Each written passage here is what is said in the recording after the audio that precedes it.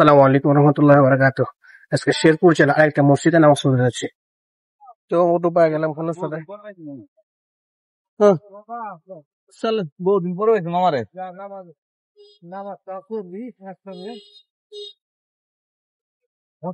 সুন্দর মসজিদের উদ্দেশ্যে রওনা দিচ্ছি। সুন্দর সুন্দর ওইটা শেরপুর জেলার মধ্যে সবচাইতে উন্নত মসজিদ। এই মসজিদটি নির্মাণ করেন আলহাজ ইদ্রিস মাহাজন। এই মসজিদটির নাম করেন তার বাবার নামে, বাবর আলী জামে মসজিদ নামে। এই সৌন্দর্য অনেক, যা বলে বোঝানো যাবে না। অটো থেকে নামার পর আমি সামনের গেটের অংশটুকু ভিডিও করার একটু এবং সামনের অংশটা খুব সুন্দর। দুইটা দারোয়ান আছে, তারা সবসময় এই মসজিদের কাছে। পরে মসজিদের ভিতরের অংশ প্রবেশ করার সময় ভিতরের অংশটা একটু ভিডিও করতে লাগি। দেখি পানি ঝর্ণা থেকে পানি পড়তেছে, এই অংশটা খুব সুন্দর। এইখানে নামাজ পড়ে দেখলাম সবাই ভিডিও করে ব্যস্ত থাকে।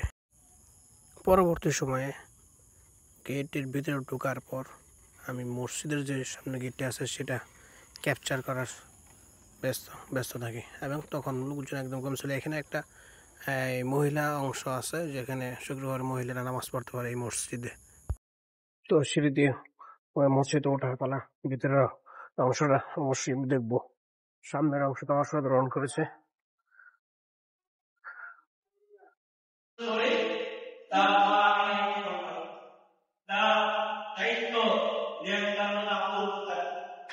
এভাবে তার জীবন শুরু হয়।